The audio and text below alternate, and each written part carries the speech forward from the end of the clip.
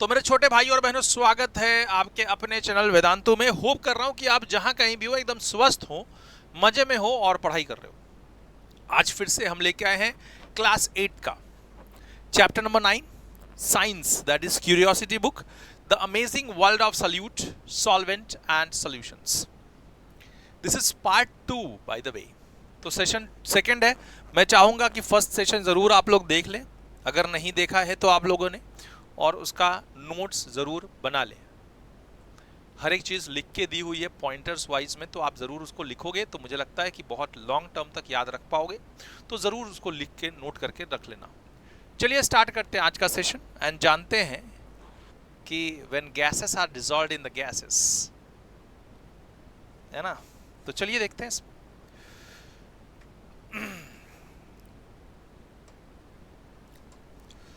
So gases dissolved in water, gases dissolved in water, जब gas को dissolve किया जाए वाटर में, आपने देखा है? कहाँ देखा है? बेसिकली आपने कहाँ देखा है? देखा क्या पिया है सर? अपन ने थम्स अप पिया है, लिम्का पिया है, सब पिया है। Yes, that is gases dissolved in water, है ना। So many gases, including oxygen, dissolved in water to small extent. अब देखो, मच्छी होती है, मच्छी, यू नो, फिश, जिंदा कैसे रहता है? कभी सोचा है? उसको कैसे ऑक्सीजन मिल रहा है भाई? Through gills. That is, he is getting this oxygen from dissolved oxygen of from in water through gills, उन लोग वो लेते हैं। So gases are dissolved in water, है ना। So many gases including oxygen dissolved in water to बहुत कम extent तक, बहुत कम मात्रा में gases, that is oxygen, is dissolved in water as well. Oxygen dissolved in water only in the minute quantity, बहुत कम quantity में oxygen is dissolved in water, in minute quantity. So बहुत छोटे क्वांटिटी में oxygen is dissolved in water. बात समझ में आई? This dissolved oxygen sustain all aquatic, this dissolved oxygen, ये डिसॉल्व्ड ऑक्सीजन की वजह से ही जितने भी एक्वेटिक प्लांट्स हैं, एनिमल्स हैं, वो जिंदा हैं। So this dissolved oxygen sustain all aquatic life including plant, fishes and organisms. तो जो भी जीव प्राणी हैं, किसमें? पानी के सर, पानी का जीव प्राणी कैसे जिंदा रहते? सो दैट इज, कैसे जिंदा रहते भाई? तो जो भी डिसॉल्व्ड ऑक्सीजन है पानी में, वाटर में, वो यूज करके उन लोग जिंदा रहते हैं। और बहुत कम क्वांटिटी में है वो डिसॉल्व्ड ऑक्सीजन वाटर में, that is it is in very minute quantity, and using that only oxygen in the water, dissolved oxygen in water, life sustain होता है इन aquatic, like aquatic plants, fish and organisms. Mixture of gases in water is uniform mixture forming solution. So अलग अलग प्रकार के gases के mixture water के अंदर वो एक सोल्यूशन, यूनिफॉर्म सोल्यूशन ही बनाता है कि नहीं बनाता है? यस, यूनिफॉर्म सोल्यूशन बनाता है। जब आप ऑक्सीजन डिसॉल्व रहता है वाटर के अंदर, तो क्या आप देख पाते हो ऑक्सीजन है डिसॉल्व वाटर के अंदर? नहीं देख पाते, है ना, नहीं देख पाते, बेसिकली नहीं देख पाते। सो that is uniform mixture, oxygen dissolved in water, other gases dissolved in water, it always forms uniform mixture, uniform solution. ठीक है। सो यूनिफॉर्म मिक्सचर है वो जो सॉल्यूशन बनाता है। नेक्स्ट वाले पे आते हैं। टेम्परेचर इफेक्ट्स अ गैसेस सॉल्युबिलिटी। जैसे कि हमने देखा था जब शुगर डाल रहे थे लिक्विड के अंदर, वाटर के अंदर, तो एक टाइम पे शुगर डिसॉल्व होना बंद हो जा रहा था। बहुत ज़्यादा हम शुगर डालते जा रहे डिसॉल्व हो रहा है, एक टाइम पे आके शुगर डिसॉल्व होना बंद हो गया, नो मोर सॉल्युबल। सॉल्युबिलिटी बढ़ी जब उसका टेम्परेचर इंक्रीज किया। इसमें उल्टा इफेक्ट होता है।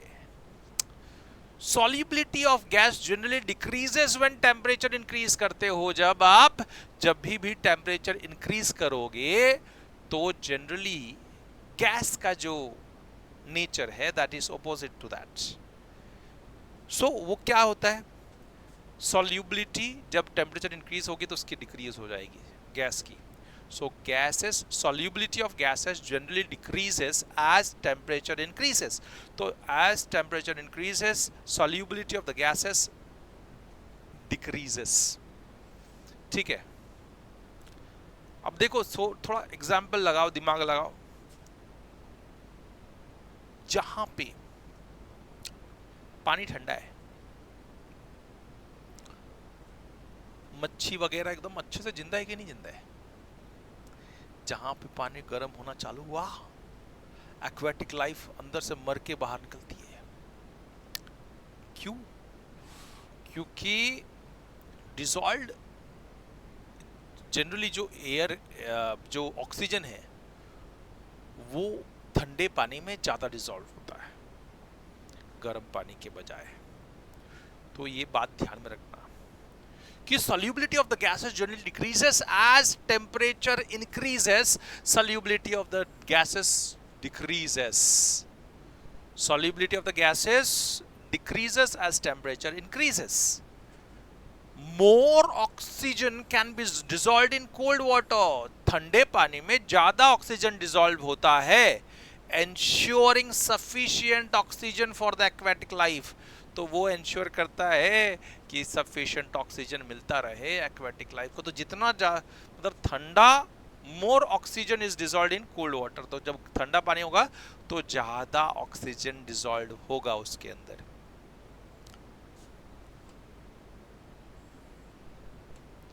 Temperature affects on gas solubility.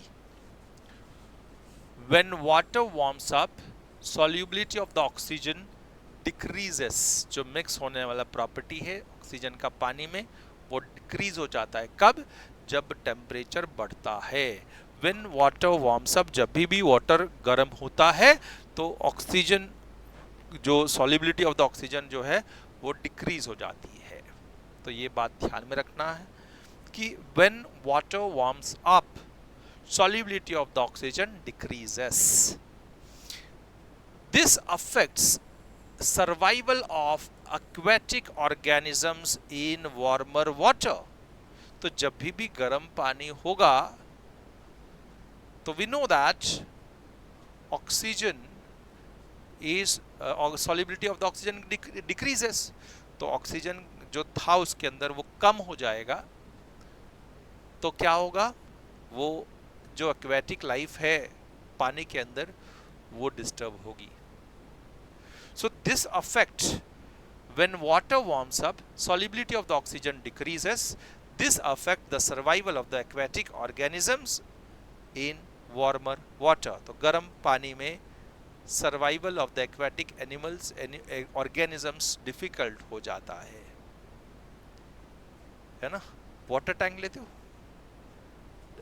आपने घर में फिश टैंक लगाया होगा, नहीं लगाया होगा तो जो फिश टैंक पालते हैं उनको उनसे पूछना, वो आपको बताएंगे कि जैसे टेम्परेचर बढ़ता है मच्छी मरने चालू जाती है उसके अंदर की। क्यों? क्योंकि जो डिसॉल्व्ड ऑक्सीजन है वो कम हो जाता है। ठीक है, ये बात नोट करके रख लेना। Some objects float while others sinks in water. कुछ ऑब्जेक्ट्स जो है ना वो ऊपर फ्लोट होते हैं और कुछ अंदर बैठ जाते हैं। Some objects float while other sinks in the water. आपने देखा रहेगा जब आपकी मम्मी जब राइस को धोती रहेगी तो जो गंदे गंदे पार्टिकल्स ऊपर आ जाते हैं राइस फ्लक्स जो रहते हैं, जो राइस के ऊपर के ये रहते हैं छिलके, वो ऊपर आ जाते हैं पानी के ऊपर और राइस नीचे बैठ जाता है। तो हम वो छान लेते हैं, वो पानी को गिरा देते हैं, नीचे राइस बैठ गया। सो इससे क्या पता चला कि राइस जो था वो हेवियर था देन द वो जो हस्क उसके ऊपर का छिलके से, इससे छिलका ऊपर रह गया और राइस नीचे चला गया। Some objects floats while other sinks। Basic floating and sinking concept आप देखो कि some object floats while other sinks in the water। while washing rice, जब हम राइस को धो रहे थे, husk particles floats on the surface while rice sinks in the bottom। तो जब हम अपने घर में राइस को धोते हैं खाना बनाने के लिए, राइस पकाने के लिए, तो ऊपर उसका हस्क आ जाता है, छोटे थोड़े बहुत हस्क आ जाते हैं और नीचे क्या हो जाता है, नीचे राइस चला जाता है। सो व्हाट इट मीन्स, इसका मतलब तुमको क्या पता होता है जी? हमको ये पता चलता है कि राइस जो है ना वजनदार है हस्क से, ठीक है, तो ये बात पता चल जाती है।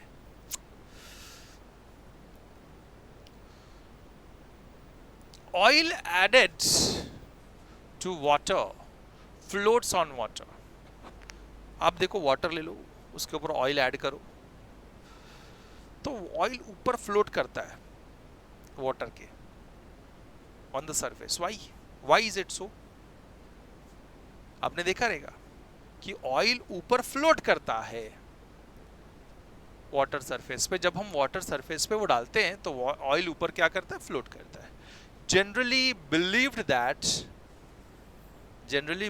that object that floats are lighter and those that sinks are heavier।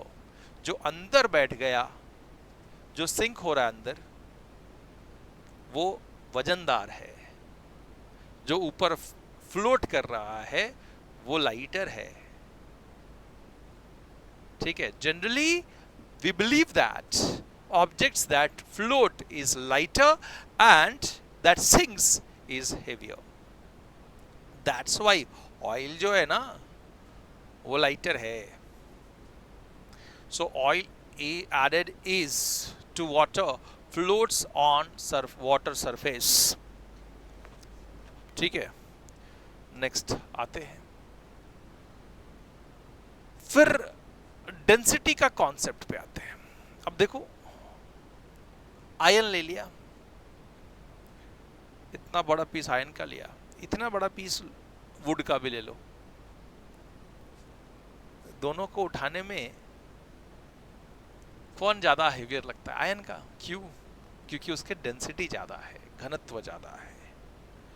So wooden stick and iron rod, एक वुडन स्टिक है और आयरन का एक रॉड है, may be same size but iron rod feel much heavier।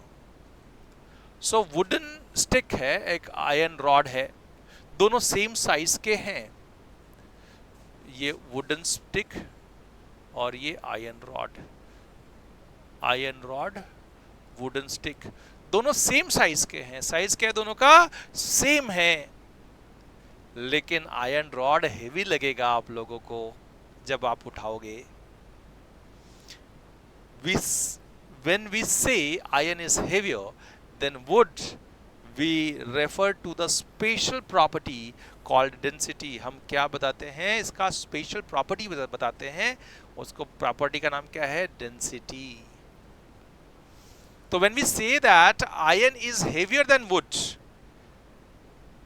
तो उसका हम special property बता रहे होंगे, और that is what? That is density, घनत्व, ठीक है।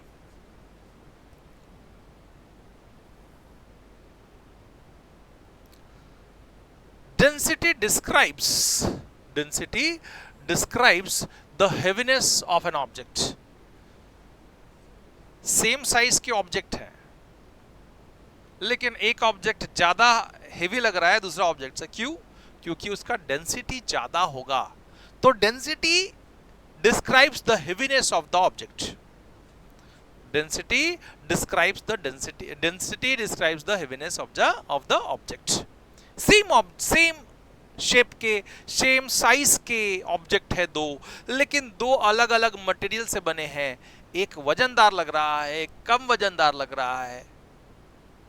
क्यों हो रहा है ऐसा? उसके डेंसिटी की वजह से हो रहा है ऐसा। तो density describes the heaviness of the object. However density is not only factor that decides floating और सिंकिंग। फ्लोट हो रहा है, सिंक हो रहा है,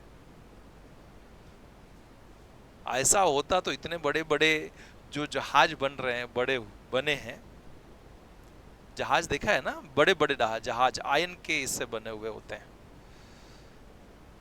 तो भाई पानी के अंदर घुस जाना चाहिए था। सो खाली वही फैक्टर नहीं है ना। So however density is not only the factor that decides floating or sinking। तो float होगा या sink करेगा खाली वो density के फैक्टर पे ही डिसाइड नहीं होगा, ठीक है। तो ये बात आप लोग को ध्यान में रखनी है। Crowded bus with many people packed together is example of high density। एक बस है, ये सेम बस है, इसमें 100 जन बैठे हैं, 100 पीपल, इसमें 50 पीपल, तो obviously this is highly dense, this is densely populated. Highly populated या डेंसली पॉपुलेटेड, तो इसकी डेंसिटी क्या है? ज्यादा है। तो high this is densely populated, this is not densely populated. तो हाई डेंसिटी दिखा रहा है, दिस इज, इसका डेंसिटी क्या है? हाई है, हाई डेंसिटी, इसका low density. So crowded bus with many people packed together is example of high density. Same bus with only few people is an example of low density. Same bus with few people, कम people है जिसमें, तो obviously इसमें पर square units में है ना, इस सेम बस में पर स्क्वायर यूनिट में लोग, पर स्क्वायर यूनिट में ज्यादा लोग होंगे, इसमें पर स्क्वायर यूनिट में कम लोग होंगे। So this is high density, it has low density. These are the examples of density. आपको थोड़ा कॉन्सेप्ट इससे क्लियर होगा। एक फॉरेस्ट है, एक पर्टिकुलर एरिया में, एक फॉरेस्ट है, पर्टिकुलर एरिया में बहुत ज्यादा ट्रीज है, एकदम डेंसली पैक्ड, बहुत ज्यादा ट्रीज है। और वही एक फॉरेस्ट है जिसमें उतना ही एरिया में कम ट्रीज हैं, है ना। So dense forest has trees growing close to each other, बहुत क्लोज लगा हुआ है trees. So this is dense forest. उतना ही एरिया में less dense forest has trees apart, far apart from each other, दूर दूर प्लेस किया है, दूर दूर है ट्रीज, तो that is less dense forest. तो density is referred as what? Per unit में कितना अकोमोडेशन है ना।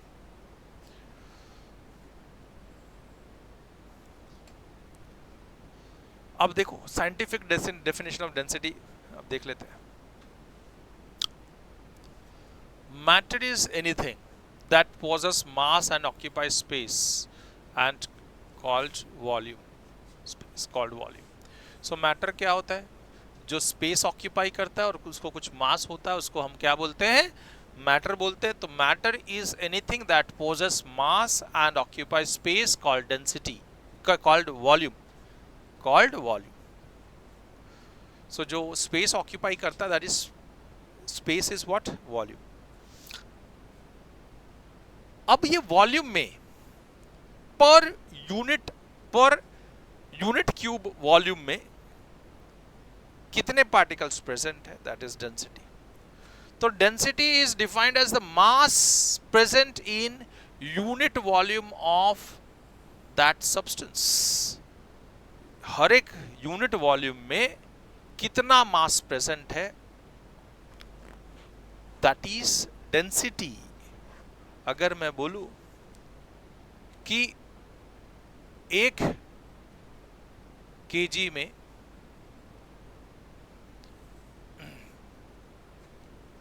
अब अलग अलग उसका रिलेशन होगा, इसका ये भी होगा, तो आप ध्यान में रखिएगा कि एक एरिया है, this is 100 square units, 100 is an area square units. इसमें ऐसे देखूं मैं तो 100 मैं बोलूं कि 200 राइस है। कितने हैं? 200 rice. So what is the density of the rice per square unit? So per square unit density will be equal to rice upon area. So 2% per unit square है ना, 2 राइस हर एक यूनिट में है, so that is density है ना। So density is defined as mass present in, अगर मैं volume के रिलेशन से बात करूंगा, वॉल्यूम के रिलेशन से, तो डेंसिटी फर्क पड़ेगी। अब ये तो मैंने नॉर्मल बताया। सो हर एक यूनिट क्यूब वॉल्यूम में, unit cube, so volume will be, अगर मैं बोलूं volume is 100 centimetre cube, rice in that is, number of rice is what is 200। तो 1 सेंटीमीटर क्यूब में कितने राइस होंगे? 2 राइसेस होंगे अगर मैं देखूं तो। So this is density. तो 2 rice per 1 centimetre cube, so that is density. तो density is defined as a mass present in unit volume of that substance.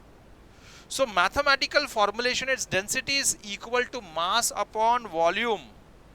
So mass upon volume. तो अब मैं बोलूं कि mass of an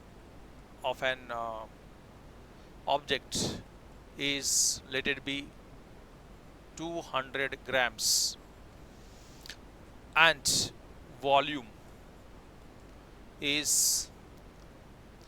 100 centimeter cube. So density will be equals to 200 upon 100, 200 grams upon 100 centimeter cube. So that will be 100, 0 0 0 0 cancel, 2 grams per centimeter cube। ठीक है, बात समझ में आ गई होगी। So density is always mass upon volume। So mathematically density is equal to mass upon volume। बात समझ में आ गई होगी, बहुत सिंपल सा बात है, सोचो आप इसके बारे में। Scientific definition of the density: density of a substance is independent of its shape or size। Density shape और size से पूरा total different है उसका। So density of a substance is independent of shape and size। shape and size के ऊपर depend नहीं करता density, किसी भी substance का density उसके shape और size पे depend नहीं करता। However, it is dependent on the temperature and pressure। ये हर एक temperature में और pressure में वो density change होता रहेगा, तो it's obviously it is dependent on temperature and pressure। So this density is dependent on temperature and pressure।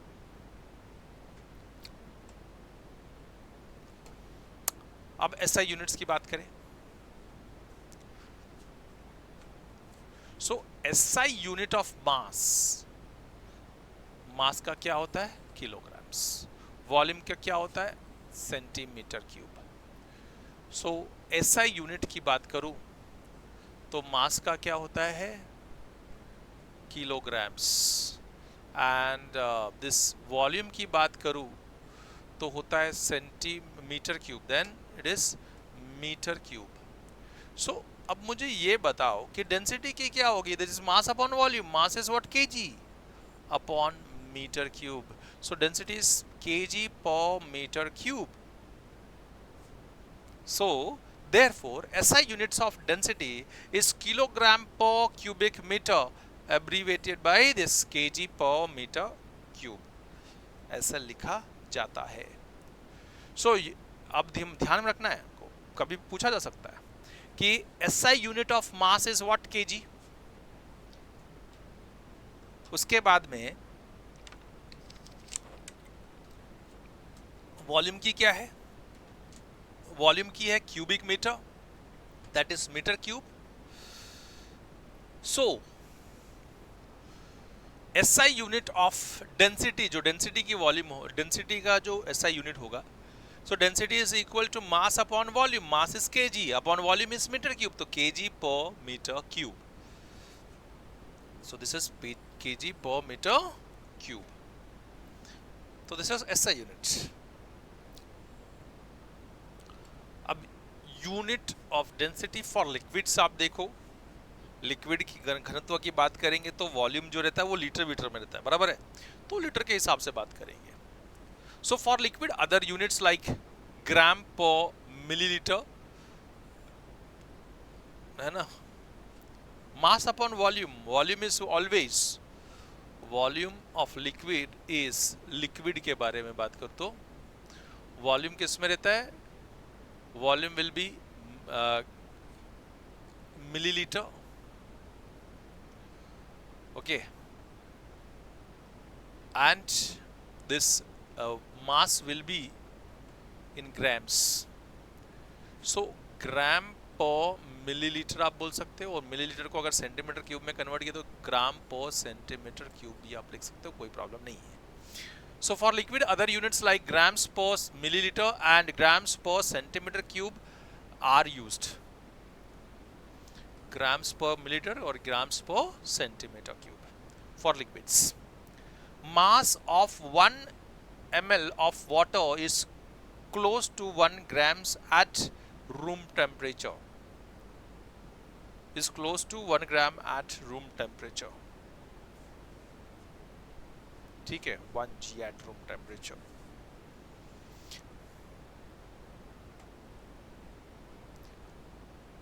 If aluminium block has a mass of, aluminium का ब्लॉक का मास कितना दिया है, 27 grams, and volume is given, volume of that is 10 centimeter cube.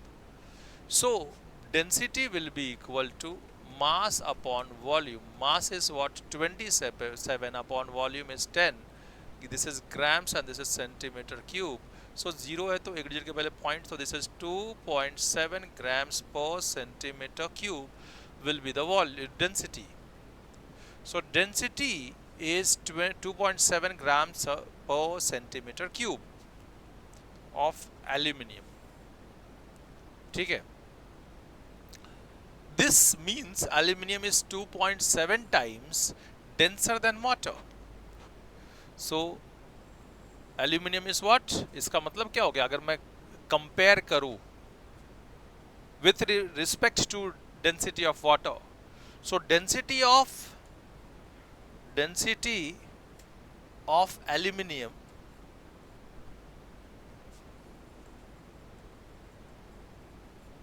will be equal to 2.7 into density of water, density of water. ठीक है, तो आपको ये ध्यान में रखना पड़ेगा कंपेयर किया जाए तो. Relative density of aluminium with respect to water is 2.7. So इसका मतलब क्या है, relative density of aluminium with respect to water is 2.7. Relative density of aluminium with respect to water is 2.7.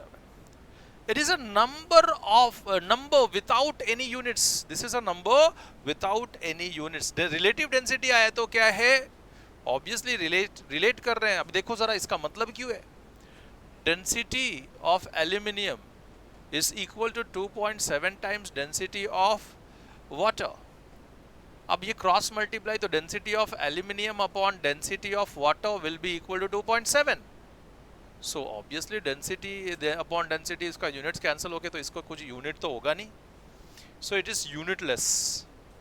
It is a number without any units. Relative density is a number without any units.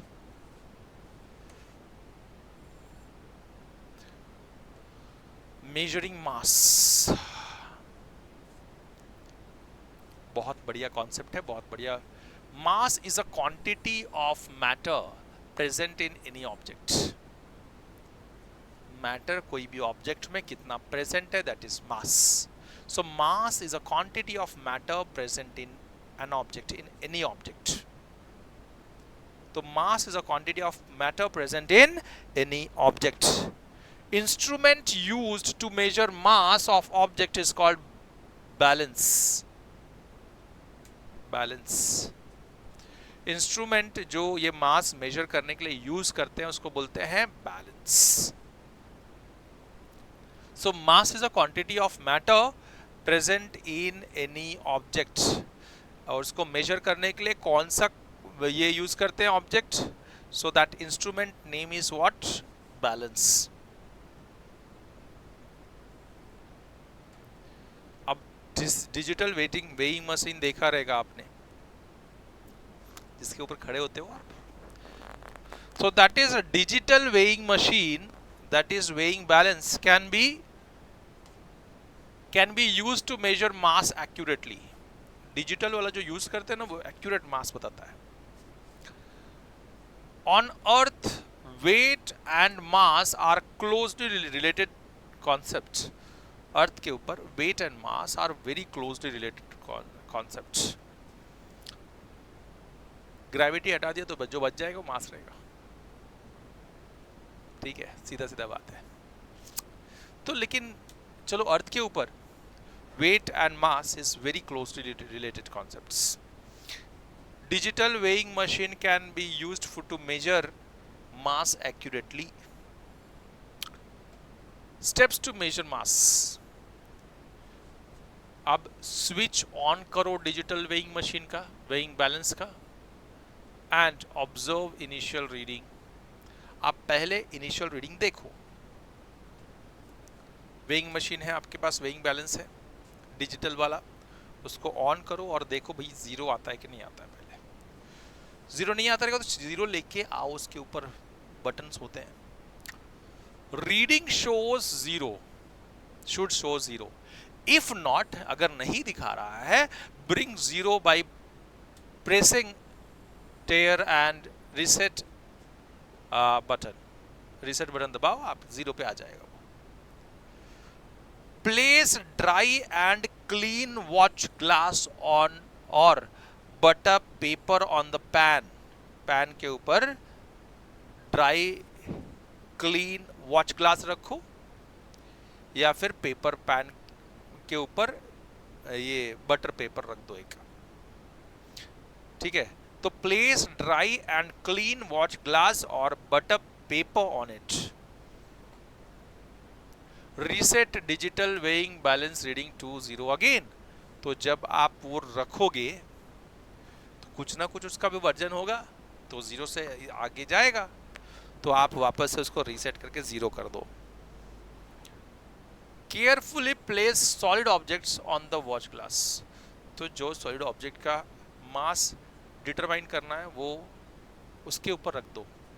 किसके ऊपर, एक तो watch glass के ऊपर या फिर butter paper रखा है तो बटर पेपर के ऊपर रख दो. Note reading display on the balance with which gives mass of object. तो आप अब जब वो सॉलिड ऑब्जेक्ट रखोगे उसके ऊपर, एक तो बटर पेपर के ऊपर, बटर पेपर रखा है तो बटर के पेपर के ऊपर रखोगे बैलेंस, डिजिटल बैलेंस के ऊपर, या फिर वो जो जीरो दिखा रहा था, या फिर वॉच ग्लास रखा रहेगा तो वॉच ग्लास के ऊपर जब वो ऑब्जेक्ट रखोगे तो वो वापस डिफ्लेक्ट होगा और कुछ ना कुछ, सो डिफ्लेक्ट क्या मतलब, उसमें कुछ ना कुछ रीडिंग्स आएंगे. So that reading will give you the mass of that object. ठीक है,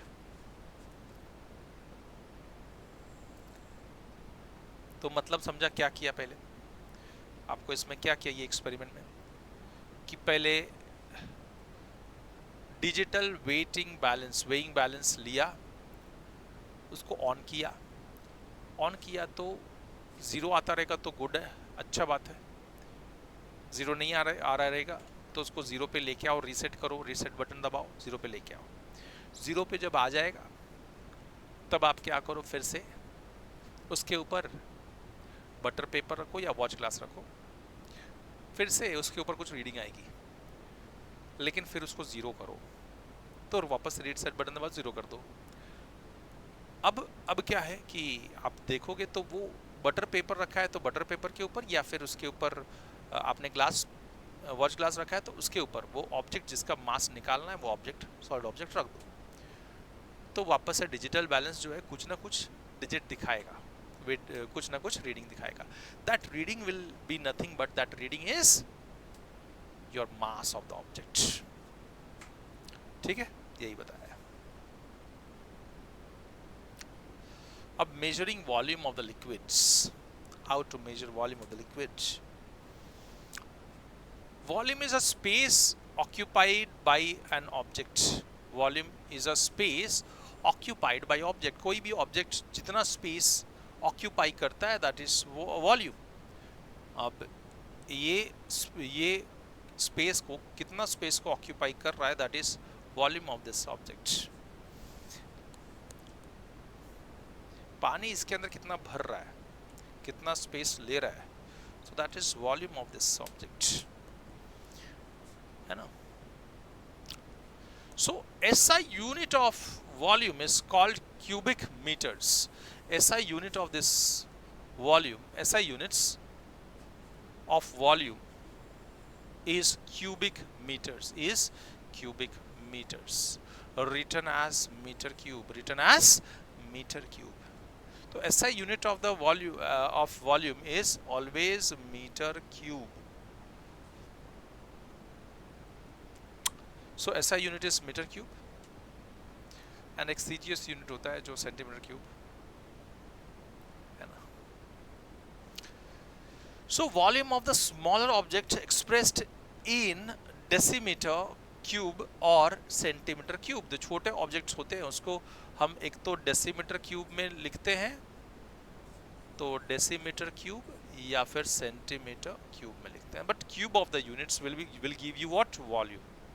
So volume of any object is always cube of that unit. So cube of that unit will give you volume of the object.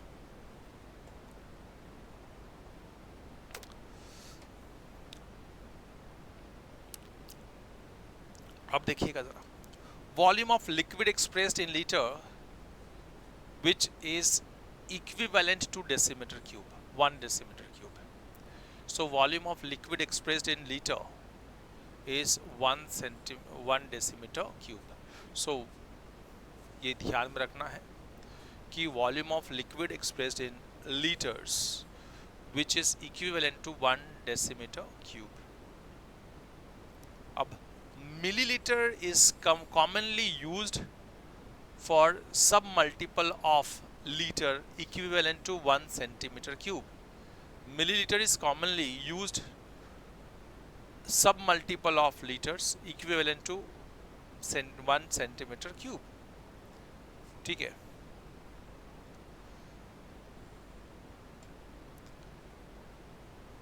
Common apparatus जो आपको volume दिखाएगा, so common apparatus used to measure volume of liquid is measuring cylinder. आपने देखा रहेगा measuring cylinder.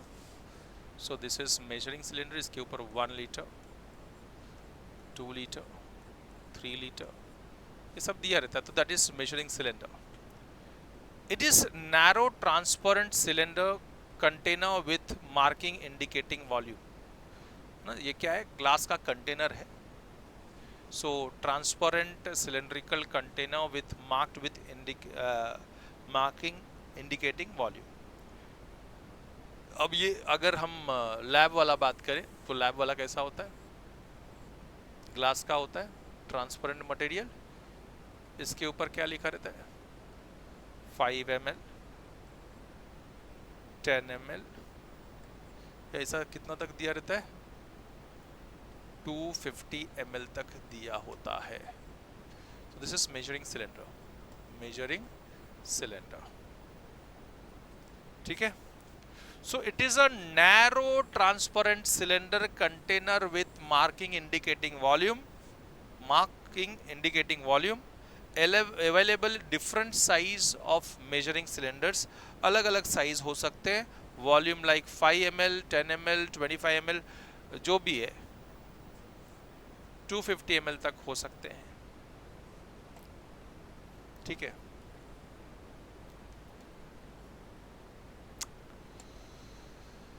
और ये बता दूं मैं आपको कि ये बहुत, देखो इसके ऊपर भी ऐसे छोटे छोटे लाइंस दिए रहते हैं ऐसे, तो वो कुछ ना कुछ लिखे रहते हैं, आप देखोगे तो मतलब 1 ml 1 ml 1 ml वो सब दिया रहता है।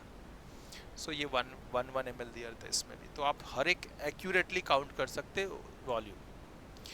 Accuracy depends upon the capacity of the measuring cylinder. So जितना ये एक्यूरेसी किसके ऊपर डिपेंड करता है कि what is the capacity of the measuring cylinder. So measuring cylinder का जो एक्यूरेसी है वो किसके ऊपर डिपेंड करता है कि कैपेसिटी कितना है मेजरिंग सिलेंडर का। Smallest volume that measuring cylinder can read varies with capacity. Smallest volume that measuring cylinder can read varies with capacity.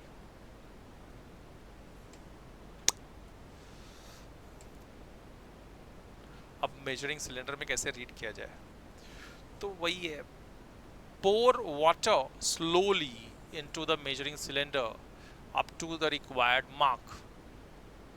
मतलब अगर 2 ml का है तो 5 ml का है तो 5 ml तक वाटर स्लोली उसमें डालो। Adjust level of water using dropper if required. तो अगर कम हो या ज़्यादा हो, अगर 5 ml बनाना है तो ज़्यादा हो गया तो उसमें से निकालना पड़ेगा, ड्रॉपर से थोड़ा निकाल के देखो, या कम हो गया तो उसमें थोड़ा सा डालो, लेकिन 5 ml तक आना चाहिए। Water inside the measuring cylinder forms curved surface. कैसा सरफेस बनाता है, जब भी आप देखोगे तो इसका वाटर का, तो वाटर ऐसा सरफेस बनाता है ना, अंदर कर्व रहता है उसके ऐसा, ठीक है। सो अंदर ऐसा कर्व होता हुआ सरफेस बनाता है, इधर और इधर जहां पे भी वो टच हुआ रहेगा थोड़ा उभरा हुआ रहता है।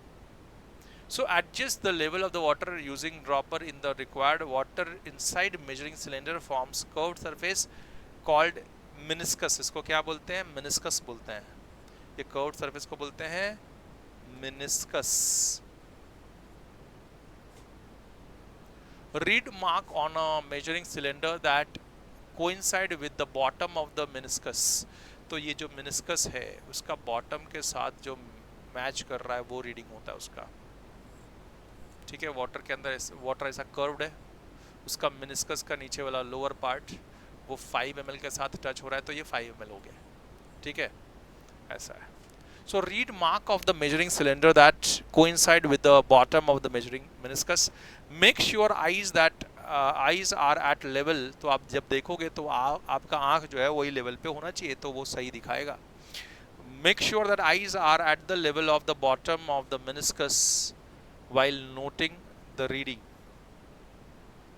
ठीक है।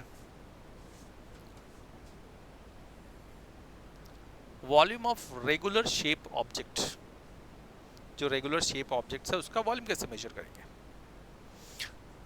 सो objects without cuboid shaped like notebook with cuboid shaped, without बोल रहा हूं। So object of cuboid shaped like notebook, shoe box, dies, ये सब क्यूबॉइड शेप में है कि नहीं, कैन बी मेजर्ड इजीली। कैसे, length into breadth into height will give you what, volume of cuboid, volume of.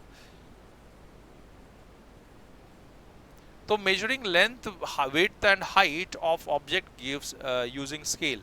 तो आप कोई भी ऑब्जेक्ट ले लो जो क्यूबॉइडल होगा, उसका आप लेंथ मेजर करो। This is length by measuring tape ले लो या किसी स्केल से ले लो, तो आप लेंथ मेजर करो, ब्रेथ मेजर करो, हाइट मेजर करो, that is length, width and height.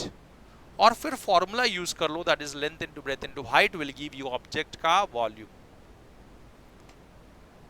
Calculate the volume of using the formula volume is length into breadth into height of the cubical या cuboidal object.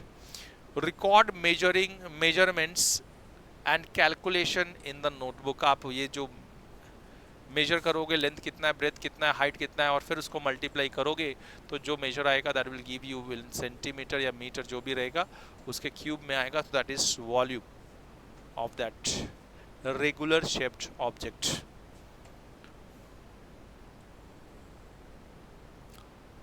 अब irregular shape का कैसे हम volume निकालें, है ना.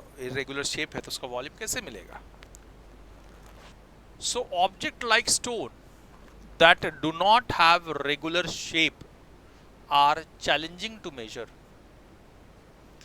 Fill measuring cylinder with water up to the desired volume and record initial volume.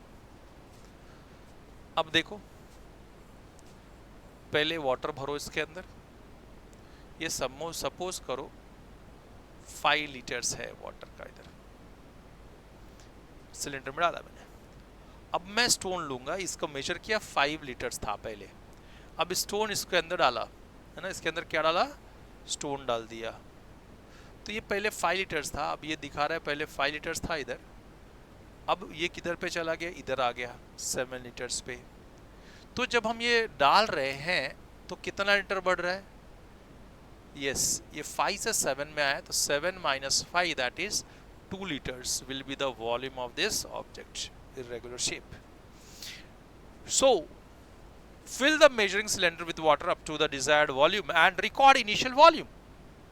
अब initial volume record करो. फिर उसके बाद में क्या करना है, tie object with a thread and slowly lower it into the cylindrical measuring cylinder. Record final volume after rising the level. तो जैसे हमने देखा कि पहले 5 था और फिर डालने के बाद वो राइज होके 7 पे चला गया, तो 7 आपने मेजर किया. सो आपने क्या देखा, record the final volume after level rise. Subtract initial volume. So this was initial volume, ये जो इनिशियल वॉल्यूम था, और ये फाइनल वॉल्यूम कितना मिला हमको, फाइनल वॉल्यूम 7 लीटर्स मिला. सो फाइनल वॉल्यूम में से इनिशियल वॉल्यूम माइनस करो, सो क्या मिला 2. So it will give you the volume. Subtract initial volume from the final volume to get volume of the object. Density can be calculated by using the formula density is equal to mass upon volume. Density कैसे calculate किया जा सकता है, density is equal to mass upon volume formula use करके. ठीक है. Example, if stone has mass of, stone का मास कितना है, this one, and volume is 5 density. If stone has mass is 16.400 grams and volume is this, so mass will be, mass दिया है, volume दिया है, so density will be given by, will be equal to mass upon volume.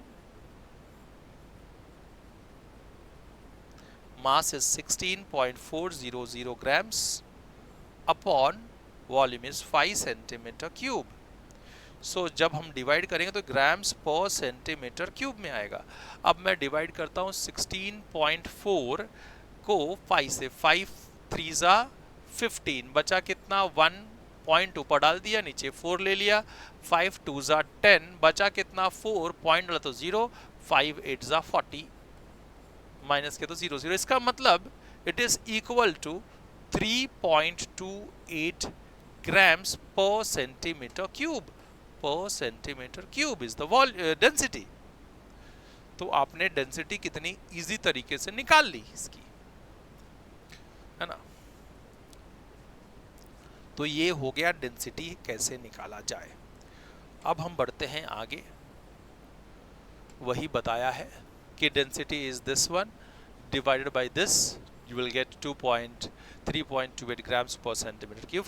It gives quantity measure of how dense the material is. कितना dense है material, इससे पता चल जाएगा.